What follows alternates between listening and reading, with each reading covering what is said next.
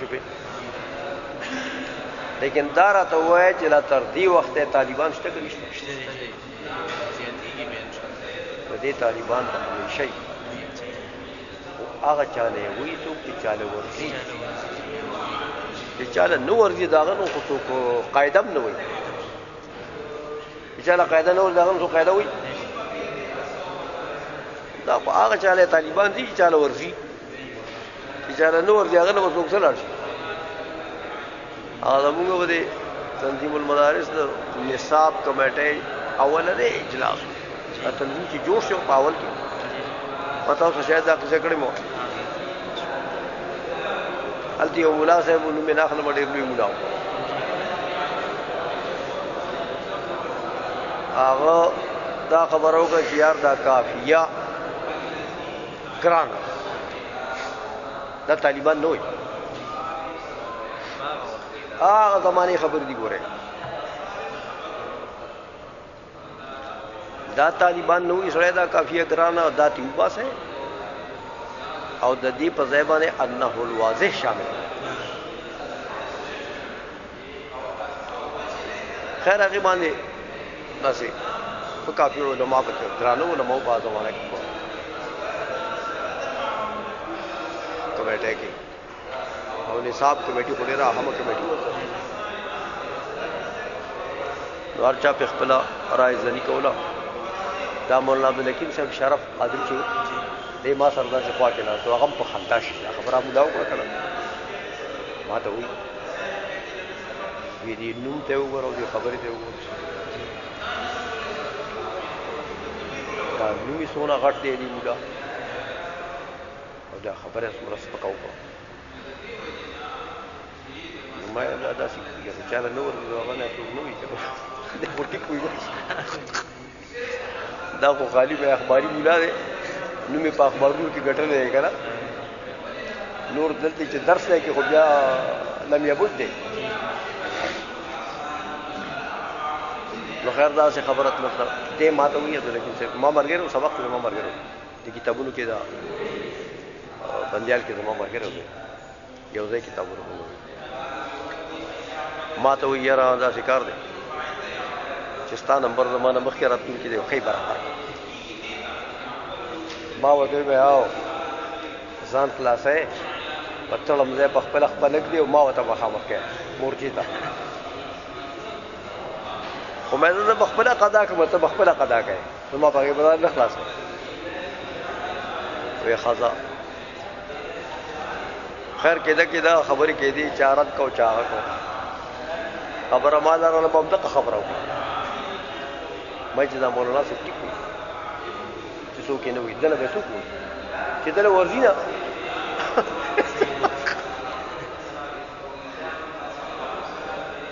ما ګوره ما دې مولانا عبدالحکیم صاحب مولانا صاحب تعالی کافي خلک وایي که نه وایي چې وایي دله ورځي نو دله یې وایي که و چې دله نه ورځي نو ما چې الناس اعداء لما جهلوا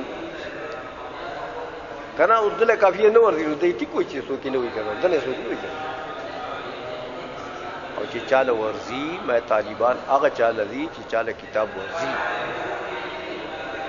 تعالی خو مې ښه دی چې نه درځي یار تعالی چې درځي نه هسې طالبان خو عمر نه رهېږي نو هغه خبر ده چې دا ټپې زړېږي دا اوسنی ټپې نه دي لیکن الحمدلله تر دې وخته پورې طالبان شته ویونکي شته خو چې چاله ورځي لے وہی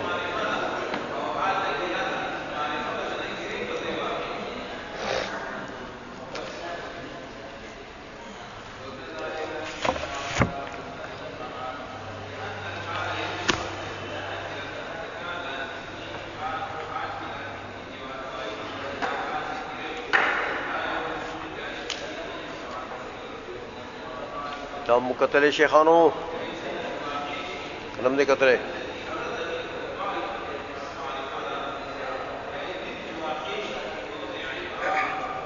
اچھا طيب الامين واحد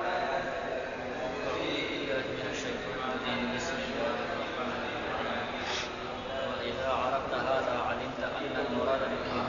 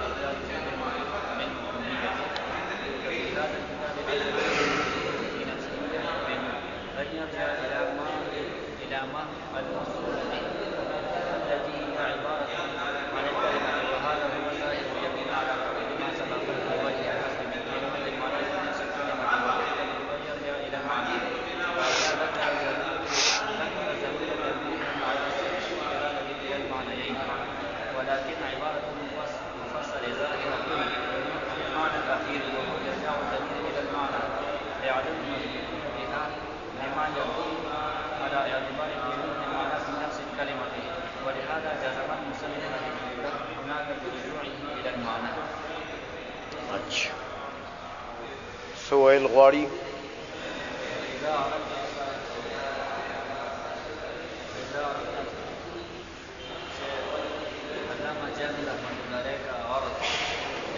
سوال کا جواب ہے.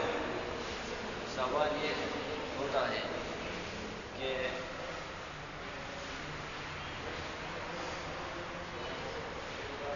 آپ نے فی نفسہ کا جو ضمیر مجرور ہے آپ نے یہ راضی کیا مائی موصول کتاب. کس نے راضی کیا؟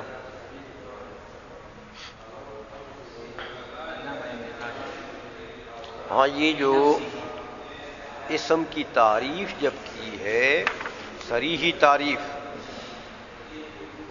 الاسم ما دل علی معنی فی نفسہ یعنی فی نفس ما دل یعنی الکلمۃ، ہاں تو یہاں ضمیر راجع کر دی اس نے علامہ جامی نے کس کی طرف؟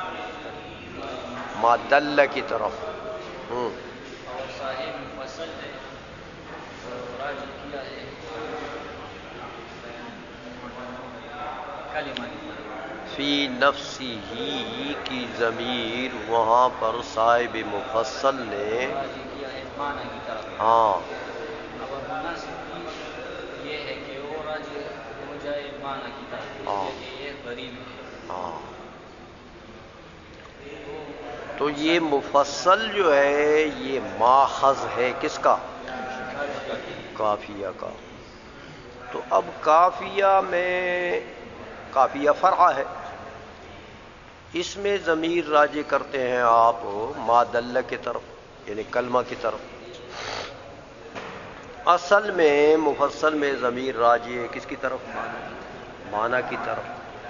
تو یہ تو میاں تمہارے کلام کی وجہ سے کافیہ مخالف ہو گیا کس کا؟ اپنے اصل کا، اپنے ماخذ کا. تو ایسی شرح کرنا، کتاب کی ایسی شرح کرنا جس سے فرع مخالف بن جائے اصل کا، ایسی شرح کرنا صحیح ہے؟ تو یہ جو تم نے شرح کی ہے یہ تو صحیح نہیں ہے، کیونکہ اس سے تو فرع اور اصل کے درمیان میں تضاد لازم آ گیا. یہ سوال ہو گیا یہاں پر. تو اس کا کیا جواب دیتے ہیں؟ اگر معنی کی طرف راجع کرے یا مائی موصول کی طرف راجع کرے، اس دونوں کا معاد یہ ہے کہ وہ استدلال معنی مستقل ہے. ہاں اصل میں تفصیل کرو نا تھوڑی، جو یہ کرنا چاہتے ہیں شارح کہ میاں فی نفسی ہی کی ضمیر اگر معنی کی طرف راجع کرتے ہو تو بھی مطلب کیا ہے کہ بے اعتباری ہی فی نفسی، کہ معنی معتبر فی ذاتی ہی ہے. تو معنی معتبر فی ذاتی کا کیا مطلب ہے؟ کہ معنی مستقل ہے، اپنی ذات کے مرتبے میں یہ معنی معتبر ہے. کیا مطلب؟ یعنی معنی مستقل بالمفہومیت ہے. سمجھ آ گئی ہے؟ اچھا تو صاحب مفصل کا بھی یہی مطلب ہو گیا کہ بے اعتباری فی نفسی، معنی معتبر فی نفسی ہے. اور کلمہ کی طرف اگر عائد کریں تو کلمہ کی طرف معنی فی نفسی ہی ہے، فی نفسی ہی ہے یعنی فی نفس الکلمہ ہے، یعنی معنی معتبر فی نفس الکلمہ ہے. کیا مطلب اس کا؟ کہ معنی معتبر فی نفس الکلمہ ہے، اس کا مطلب یہ کہ یہ کلمہ جب دلالت کرتا ہے اس معنی پر تو زمزمیمے کا محتاج نہیں ہے. تو جب یہ زمزمیمے کا محتاج نہیں ہے تو پھر معنی کیا ہوا کہ یہ مستقل بالمفہومیت ہے. تو دونوں کا معال ایک ہو گیا کہ نہیں ہوا؟ سمجھ میں آ گئی ہے؟ فمرجع كينونة المعنى في نفسه وكينونته في نفس الكلمة الدالة عليه إلى أمر واحد وهو استقلاله بالمفهومية. دونوں کا معال ایک ہے. لہذا کافیہ میری شرح کی وجہ سے مفصل کا مخالف تو نہیں ہوا کیونکہ معال دونوں کا ایک ہے. تو علامہ جامی نے علامہ جامی کے اوپر جو اعتراض ہوا تھا اس کا جواب دے دیا کہ میری شرح صحیح ہے، میری تشریح کی وجہ سے کافیہ مخالف نہیں ہوا کس کا؟ مفصل کا. دونوں میں مخالفت لازم نہیں ہے. اچھا آگے.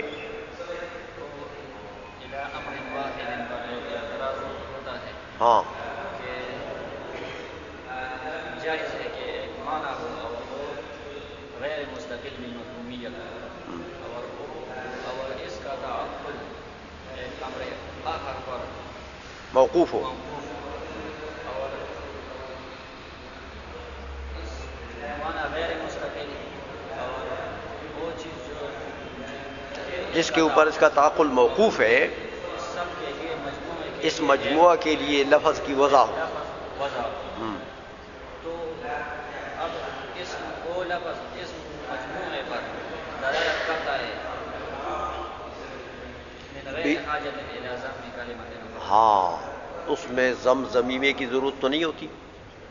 اور یہ ہے کہ مثال جیسے الزار، ہاں یہ وضع ذات من له الزر، ذات من لہ الزر تو ذات ہے، فاعل ہے اور ایک فعل ضرب ہے، اور اس کے درمیان میں ایک نسبت ہے.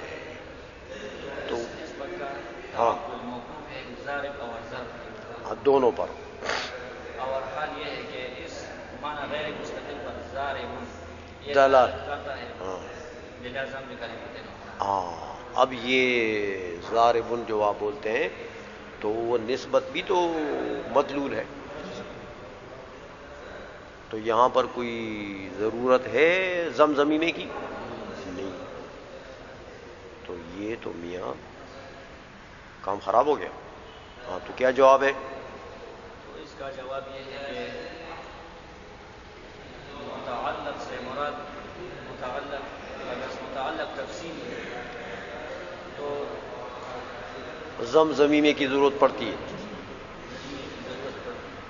اگر متعلق اجمالی ہو تو پھر متعلق کا تعقل اجمالی، ہاں تو پھر ذکر کی ضرورت نہیں ہوتی نا. تو ضاربن میں نسبت ہے اور ذات ہے اور فعل ہے تو ذات ما ہے. ذات ما کوئی بھی ذات ہو. سمجھ آئیے؟ تو یہ جو متعلق ہے یہ کوئی مخصوص متعلق ہے، یہ تو اجمالی ہے. تو آپ پڑھ چکے ہیں کہ اجمالی ذکر جو متعلق کا ہوتا ہے وہ استقلال کے منافی نہیں ہوتا، اس لیے یہاں پر زمزمیمے کی ضرورت نہیں ہے. آئی سمجھ میں؟ چلو تو کیا کہا؟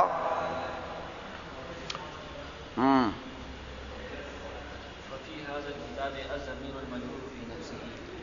اب یہاں سے کیا کرنا چاہتے ہیں؟ اعتراض کا جواب دیتے ہیں.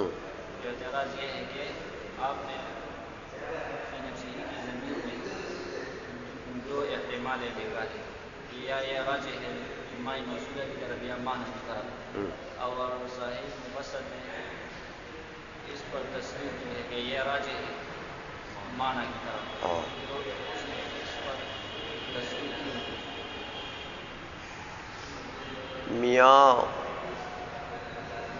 یہ تو صاحب مفصل نے جو بات کہی ہے کہ فی نفسی کی ضمیر جو ہے یہ معنی کی طرف آئے، تو وہاں انہوں نے ایک احتمال رکھا ہے بس معنی کی طرف.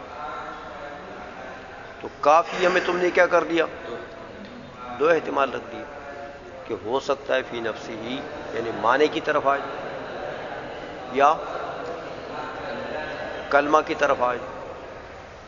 تو یہ تو پھر مخالفت لازم آ گئی مفصل اور کافیہ میں. سمجھ میں آ گئی ہے؟ تو یہ صاحب مفصل نے کیوں ایسا نہیں کیا کہ وہاں بھی وہ ضمیر کلمے کی طرف عائد ہو سکے؟ ہاں وہاں کیوں ایسا نہیں ہوا؟ یا صاحب مفصل کی جو شرح لکھی ہے ایضاح، وہاں شارح نے کیوں ایسا نہیں کیا؟ سمجھ آئیے کہ وہاں بھی ضمیر دونوں کی طرف عائد ہو سکے. یہ مخالفت کا اعتراض پھر ہو گیا. تو اس کا جواب دیتے ہیں اس عبارت سے، ہاں کہ ففی ھذا الکتاب یعنی کافیہ میں. چلو جی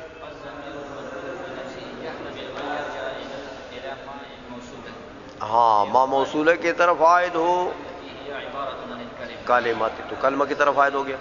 ایک وَهَذَا هُوَ الظَّاهِرُ راجح یہی ہے، جیسے اس نے خود بھی اسی راجح کے اوپر عمل کیا ہے نا. علامانا فی نفسہ یعنی فی نفس ما دل یعنی الکلمۃ، کہتے راجح یہی ہے. چلو جی ہاں تو یہ ہو جائے تو اس میں راجحیت کی وجہ کیا ہے؟ تعریف اسم جو صریحی ہے ایک اور ایک ضمنی ہے. یہ تعریف صریحی ہے. وجہ حصر میں جو تعریف ہوئی ہے وہ تعریف ضمنی ہے. تو یہ صریحی ضمنی کے مطابق ہو جائے گی. یہ وجہ راجحیت ہے. اچھا چلو جی تو اس کتاب میں تو یہ وجہ ہے کہ یہاں پر کافیہ میں انہوں نے پہلے وجہ حصر ذکر کیا یعنی اسم کی تعریف ضمنی ذکر کی، اس کے بعد تعریف صریحی کا ذکر کیا. سمجھ آئیے؟ ہاں تو اس میں یہ احتمال بھی ہے کہ معنی کی طرف عائد ہو. ہاں کیوں بولو؟ تو ہاں یہاں انہوں نے گویا کہ تنبیہ کر دی ہے کہ بھئی دونوں معنی صحیح ہے. فی نفسی کی ضمیر معنی کی طرف عائد کرو تو بھی صحیح، ما موصولہ یعنی کلمے کی طرف عائد کرو تو بھی صحیح ہے.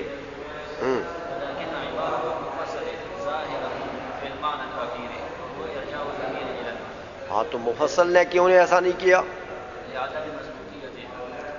ہاں کیا صاحب مفصل نے وجہ حصر کا ذکر نہیں کیا پہلے. تعریف ضمنی وہاں ذکر ہوئی نہیں ہے، بس ایک تعریف صریحی ہے وہاں پر مفصل میں اسم کی جو صراحت انہوں نے کی. سمجھ میں آ گئی ہے؟ اس لیے وہاں پر تو ایک ہی احتمال ہے بس. کون سا؟ سمجھ میں آ گئی ہے؟ چلو جی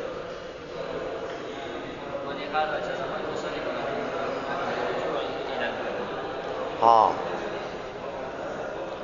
مصنف نے جب شرح لکھی ہے نا مفصل کی وہ ایضاح، تو ایضاح میں مصنف نے یعنی ابن حاجب نے وہاں پر کیا کر دیا؟